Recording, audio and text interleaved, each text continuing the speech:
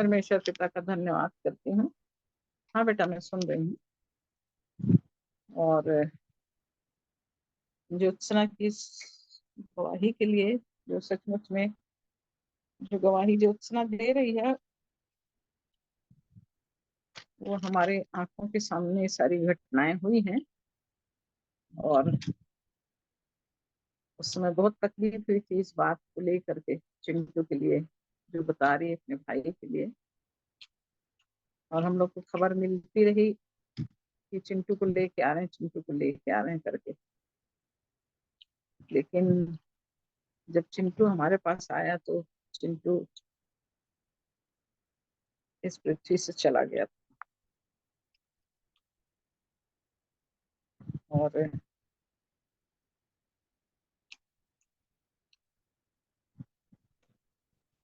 पिंकी की मार्था मौसी, बुआ फूफी है है, ना? बुआ बुआ है, बुआ। आंटी है। तो पिंकी की जो बुआ है वो मेरे साथ में ड्यूटी करती थी। हम लोग एक साथ ड्यूटी करते थे उस समय, न्यूरो वार्ड में थे। और जब ये बात पता चली, सुबह 8-9 बजे के करीब की बात है, माता ने मेरे को की, दीदी ऐसा ऐसा है। और हम लोग लगातार इंतजार करते रहे कि अब लेके आएंगे, अब लेके आएंगे करके, कैजुअल्टी में बात करके भी रखे थे हम लोग। परंतु जब उस बच्चे को हम लोग देखे तो हमारा हृदय सचमुच में टूट गया था। और ये बहुत कष्टदायी होता है कि जब हमारा एक जवान बच्चा जो बिल्कुल ठीक ठाक है और अचानक से उसकी खबर मिले कि अब वो इस पृथ्वी में नहीं, दुनिया से चला गया। और उसके फादर और मदर जो थे वो बहुत अच्छे विश्वासी और दिन रात प्रभु की सेवा में लगे रहते थे। ये बहुत दुख हुआ था हम लोग को उस समय, बहुत कठिनाई से संभाला गया था उस समय। सचमुच में मेरे लिए कठिन कष्ट आता है जीवन में। जो प्रभु के पीछे चलते हैं दुखों का सामना करते हैं। परंतु जैसे पिंकी बोल रही थी कि वह अपने भाई पर बहुत भरोसा रखती थी, और जब वो ये सेंटेंस बोल रही थी तो मुझे परमेश्वर का वचन भजन 118 और उसके 7 पद से मैं पढ़ूंगी, 7 से 9। भजन 118।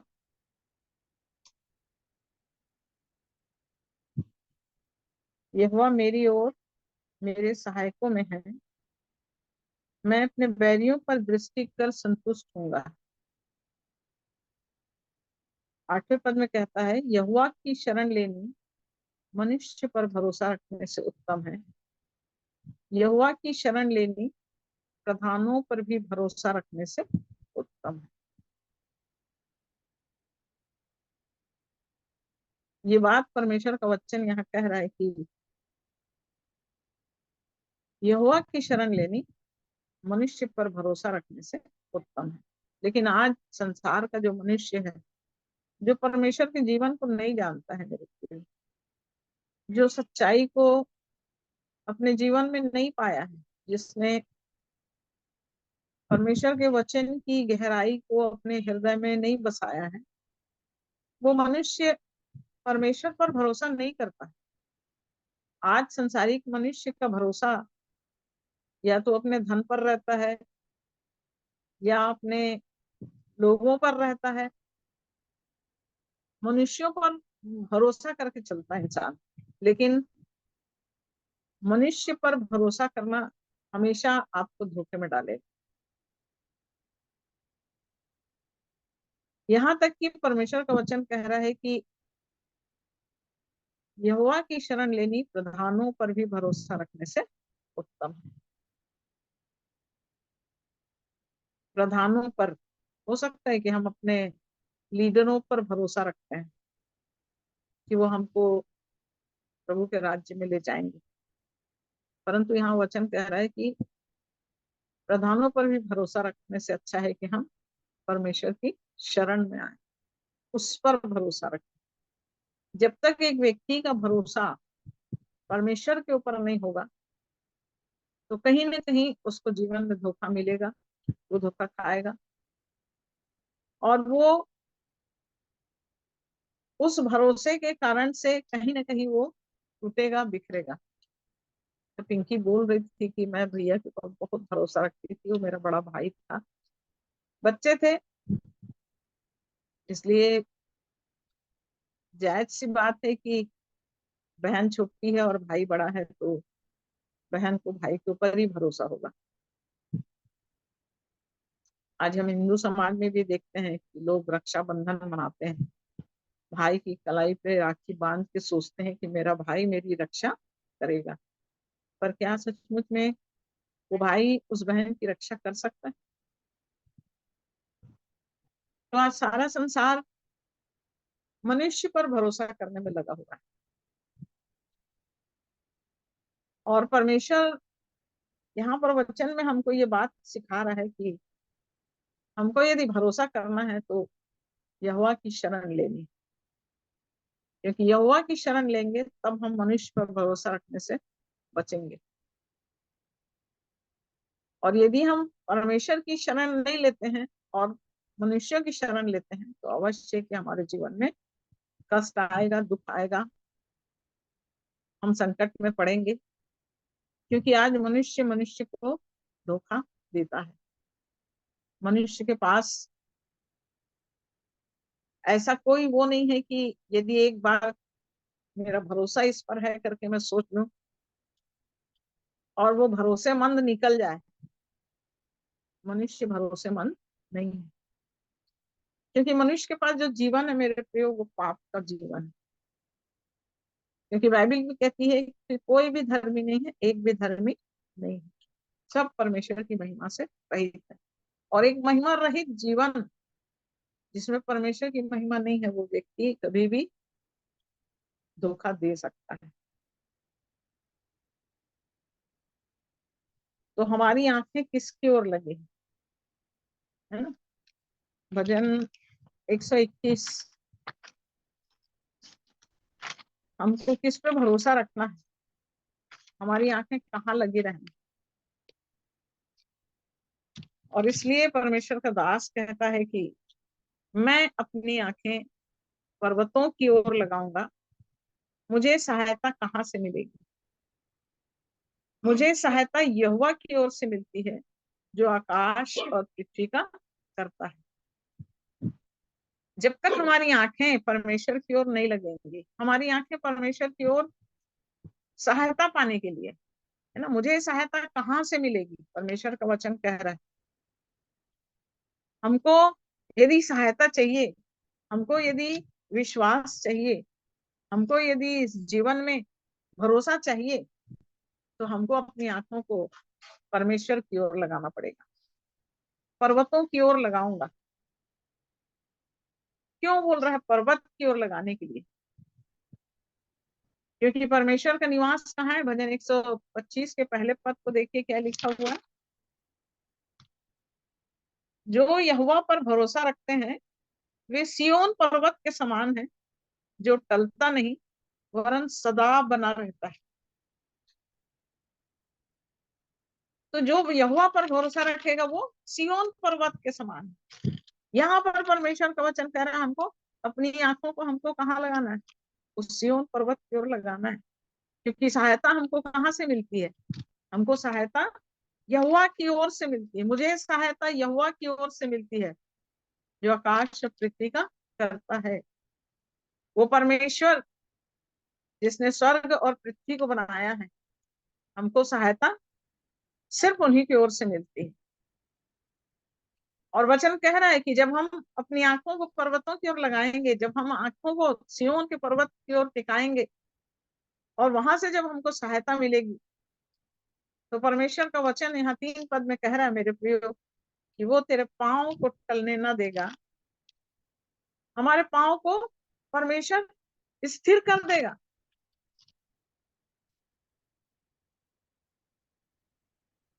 तो हमारे जीवन में हमारे पाँव को टलने नहीं देने वाला परमेश्वर हमारे साथ है।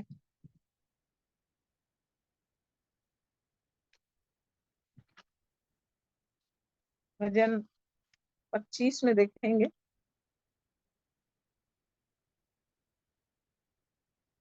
25 के 4 में,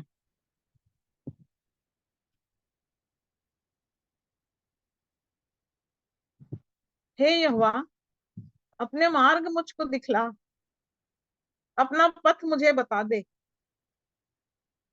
मुझे अपने सत्य पर चला और शिक्षा दे, क्योंकि तू मेरा उद्धार करने वाला परमेश्वर है।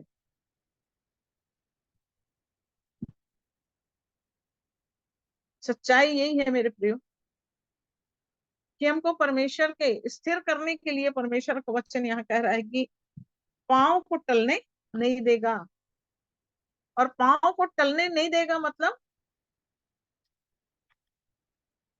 उस सत्य मार्ग पर चलने की शिक्षा परमेश्वर के वचन के अनुसार।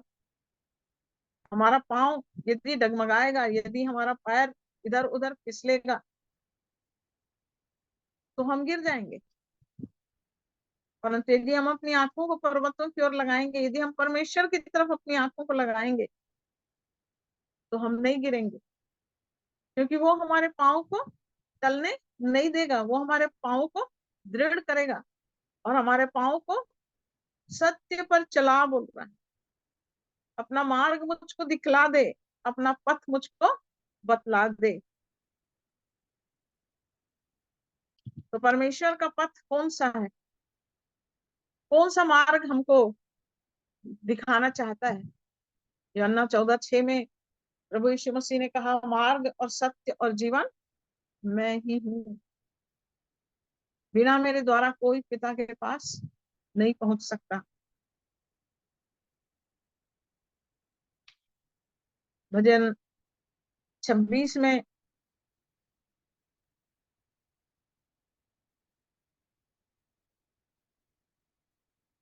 11 पद में कह रहा है, भजन 26 के, परंतु मैं तो खराई से चलता रहूंगा, तू मुझे छुड़ा ले और मुझ पर अनुग्रह कर।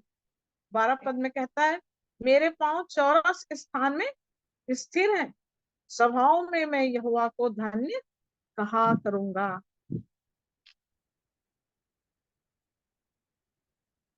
तो क्या हम सचमुच में परमेश्वर के इच्छा पर चलने के लिए, हमारे पाँव को अटल करने के लिए हम अपनी आंखों को परमेश्वर की तरफ उठा रहे हैं? है ना?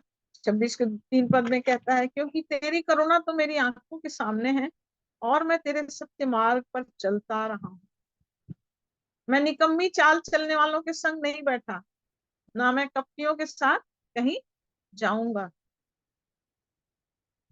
मैं कुकर्मियों की संगति से घृणा रखता हूँ और दुष्टों के संग ना बैठूंगा।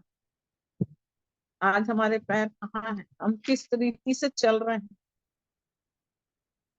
क्या भजन 121 के अनुसार परमेश्वर ने कहा है कि वो तेरे पाँव को टलने नहीं देगा? क्या हम परमेश्वर के जीवन को देखते हुए चल रहे हैं? हमारी आंखें उस पर्वत की ओर लगी हुई है जहां से हमको सहायता मिलती है। यदि हम परमेश्वर की सहायता को अपने जीवन में नहीं पाएंगे मेरे प्रियो, तो हम डगमगाएंगे, हम गिर जाएंगे, हम धोखा खाएंगे और परमेश्वर के प्रेम से हम दूर हो जाएंगे।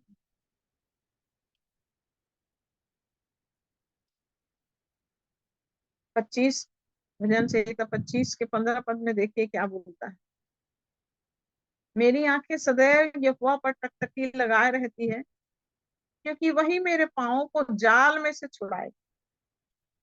ये कौन से जाल से छुड़ाने की बात कर रहा है?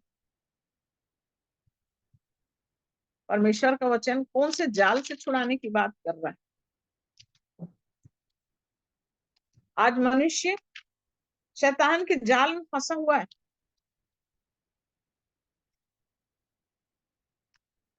और जब एक मनुष्य शैतान के जाल में फंसा हुआ है तो उसको छुटकारे की जरूरत है और उस जाल से निकलना है।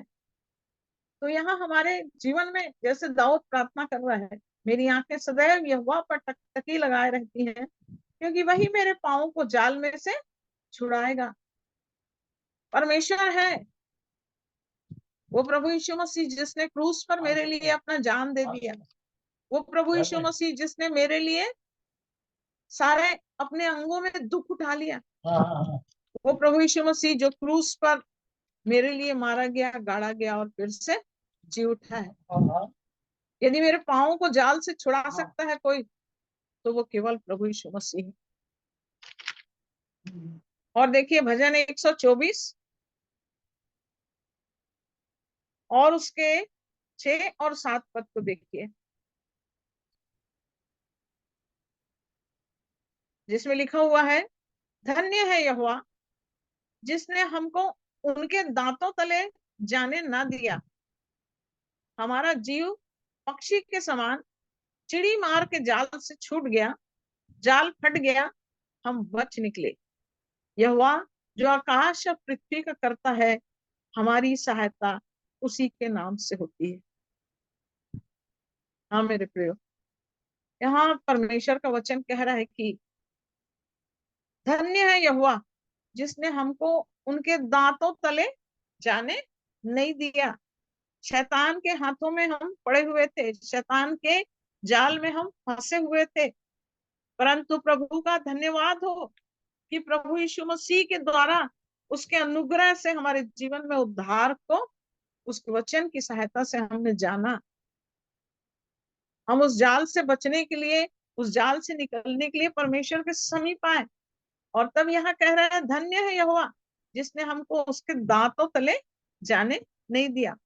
वो फाड़ खाने वाले सिंह के समान इस खोज में रहता है कि किसको कब फाड़ खाए। वो शैतान हमेशा फाड़ खाने वाले सिंह के समान घूमता रहता है मेरे प्रियो, कि कब किसको फाड़ खाए। उस परिवार के अंदर माता और पिता दिन और रात वचन पढ़ना, गवाही देना, संगति में जाना, लोगों के पास सुसमाचार सुनाना, इन कामों को करते थे मेरे प्रियो। परंतु बच्चे ने, बेटी बता रही थी कि वो इस संगति से भागता था, वो इस संगति से दूर भागता था। शैतान ने अपने जाल में उसको फंसा लिया, और शैतान ने उसको ऐसा फंसा लिया अपने जाल में कि वहां से वो बचकर नहीं निकल सकता। आज मेरे और आपको प्रभु समय दे रहा है, अपने वचन के माध्यम से वो हमसे बातचीत कर रहे हैं मेरे प्रियो।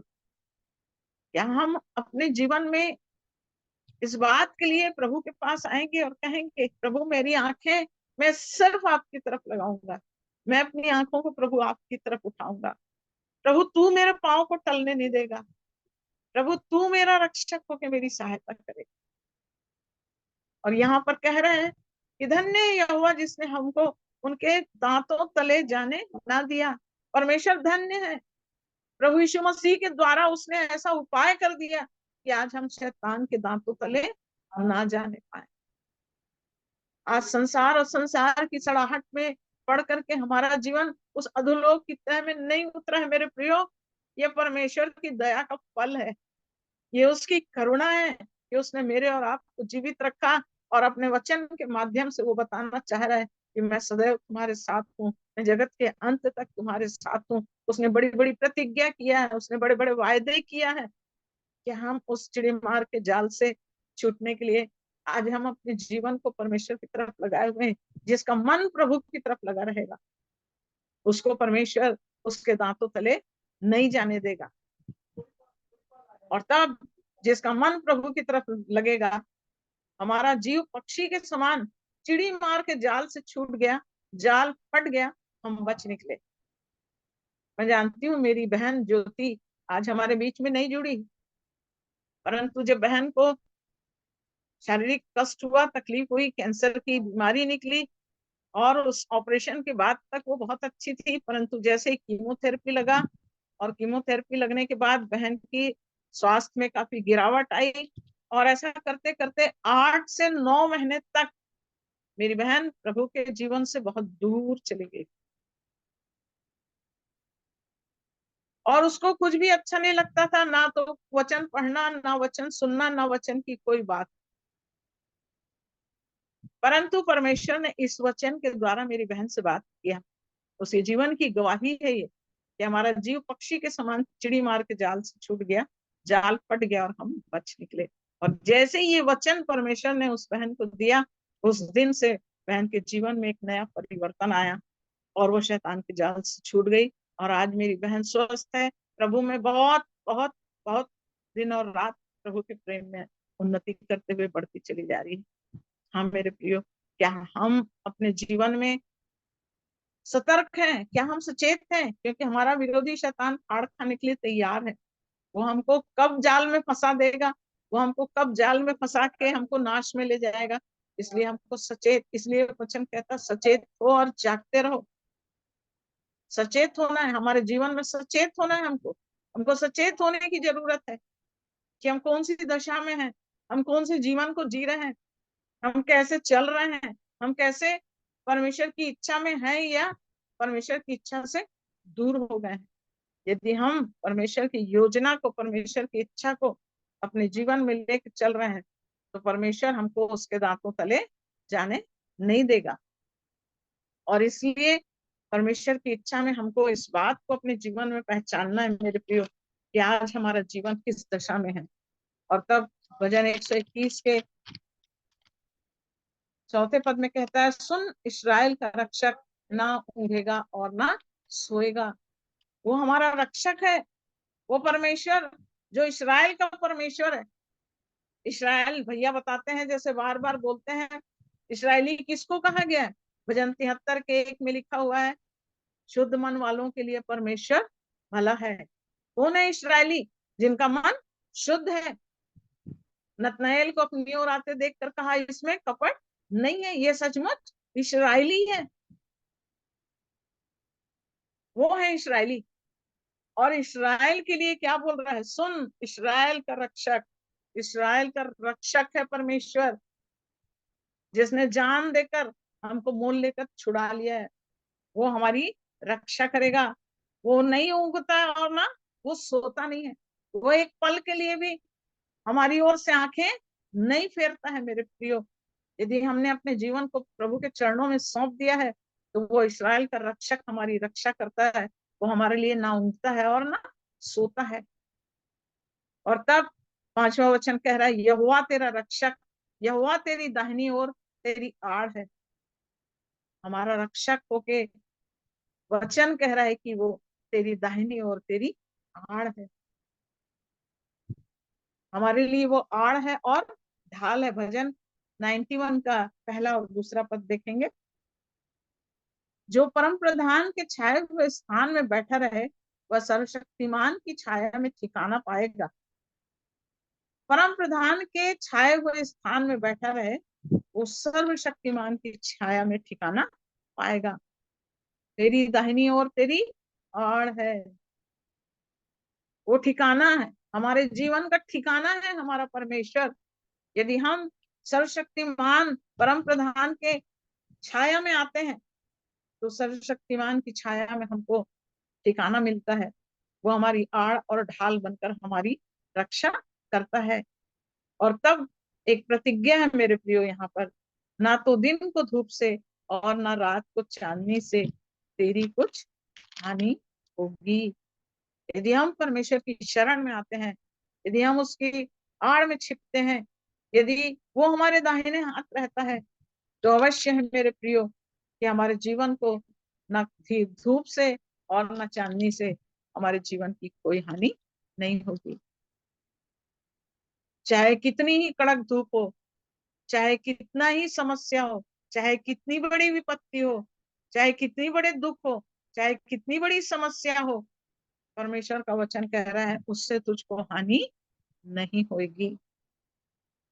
यह वह सारी विपत्ति से तेरी रक्षा करेगा, वह तेरे प्राण की रक्षा करेगा, हमारे प्राण को नाश नहीं होने देगा। प्राण की छुड़ौती मनुष्य के लिए सबसे बड़ा धन है, बोला नीति वचन। यहोवा तेरे आने जाने में तेरी रक्षा अब से लेकर सदा तक करता रहेगा। हमारे उठने बैठने में, भजन 139 में बोलता है, तेरे उठने बैठने तेरे लेटने सब की मैं चिंता करता हूँ। वो हर पल हमारे साथ रहता। मेरे प्रियो, हम अपनी आंखों को किस ओर उठाए हैं?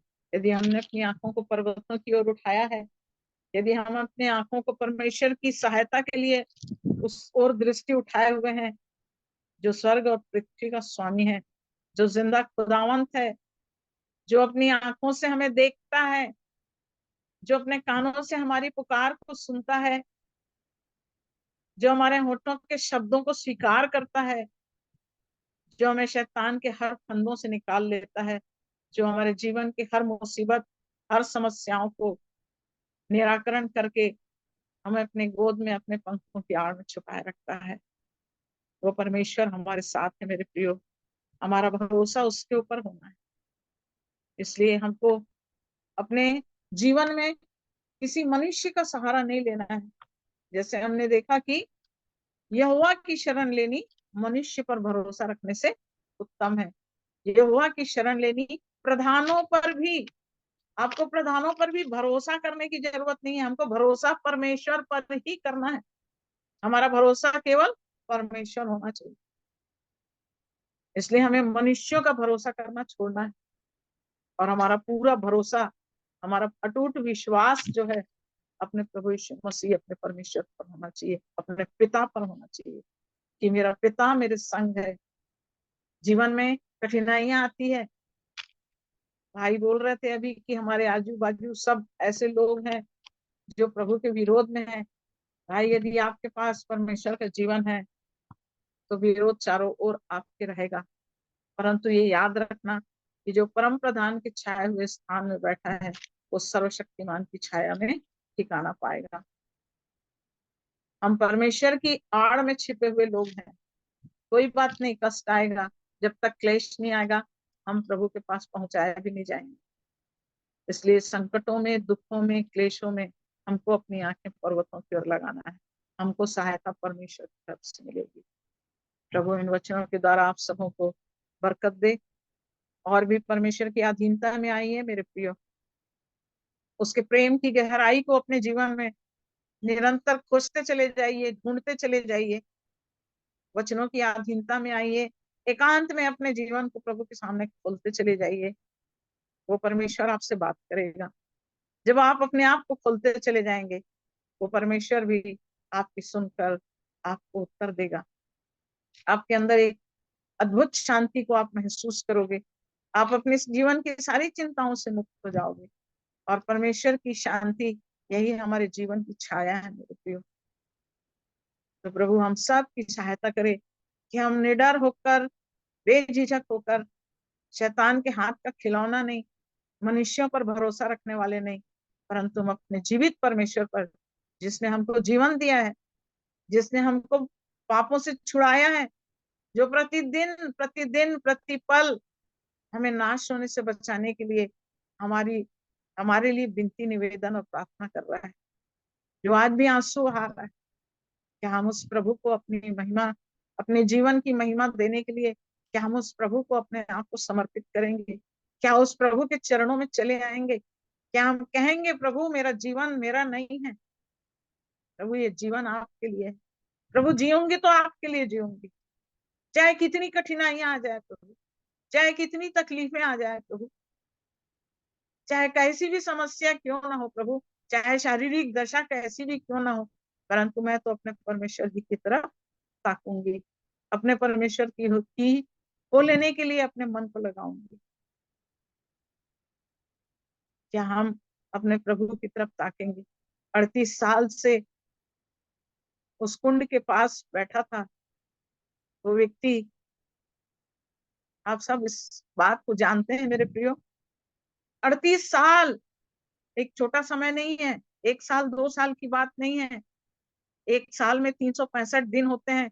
38 साल वो कैसे उस स्थान पे, उस कुंड पे सिर्फ चंगाई पाने के लिए बैठा हुआ था।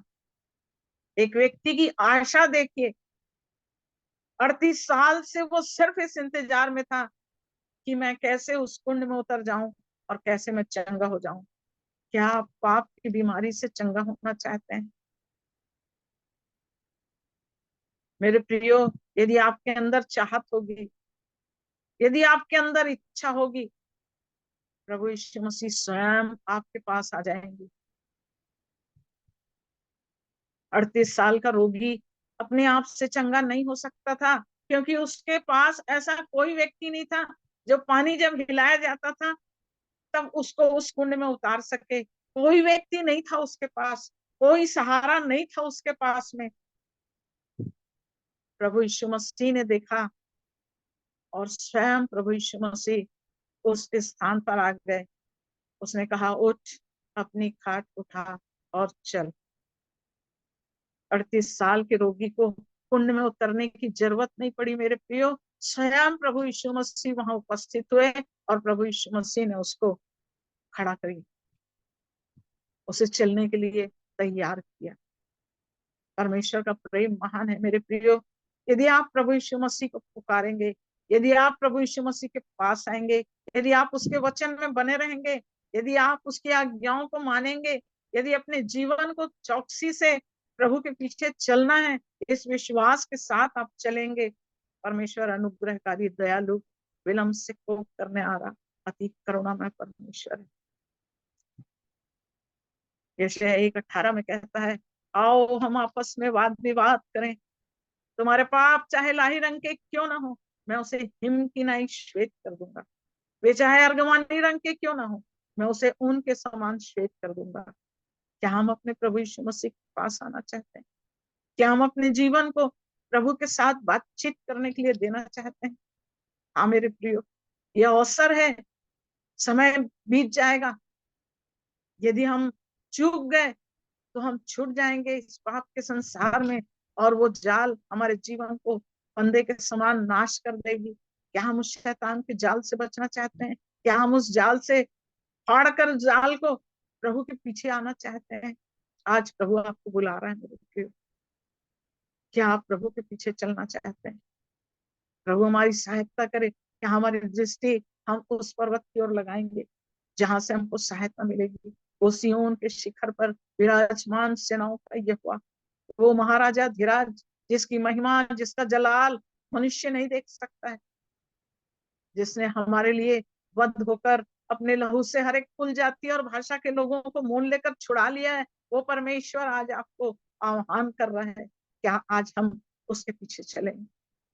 उस बेटे चिंटू के समान जिसने परमेश्वर का इनकार किया, जो भाग रहा था, जो दूर चला जा रहा था, उसे अवसर नहीं मिला मेरे प्रियो। उस बच्चे को अवसर नहीं मिला। शैतान ने उसको खींच के अपने जाल में फंसा लिया। परंतु आज हमको प्रभु अवसर दे रहा है मेरे प्रियो। हम अपनी आंखें कहाँ लगाएं? क्या हमारी आंखें संसार की ओर लगी हुई? क्या हमारी आंखें धन पाने की ओर लगी हुई? क्या हमारी आंखें अपनी संतानों और अपने बाल बच्चों पर लगी हुई है? आज हमारी आंखें कहाँ लगी हुई है? हमारा मन कहाँ लगा हुआ है? आज हम क्या पाना चाहते हैं? यदि हम अपने प्रभु को पाना चाहते हैं मेरे प्रियो, तो हम सब अपने परमेश्वर के सामने घुटने टेकें, अपने जीवन को उसको समर्पित करें, गिड़गिड़ाते हुए, छाती पीटते हुए, अपने पापों की माफी मांगकर, अपने गुनाहों से निकलकर उस प्रभु के पीछे चलने के लिए अपने आप को उसके हाथों में सौंप दे। मेरी आवाज को आप सबने सुना है मेरे प्रियो।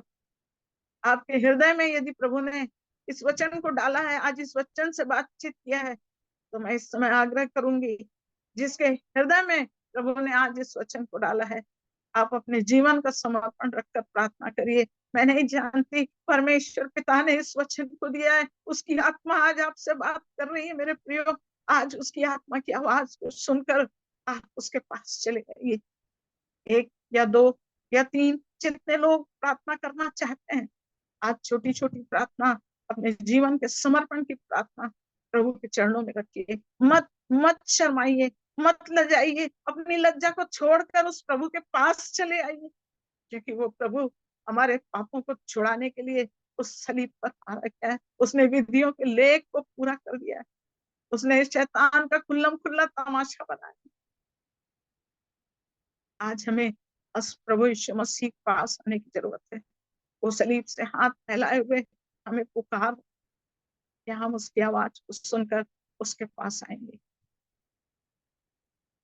जिसके हृदय में प्रभु ने काम किया है, आज आप अपने होठों को खोलकर प्रार्थना करिए। इस समय हम प्रार्थना में जाएंगे।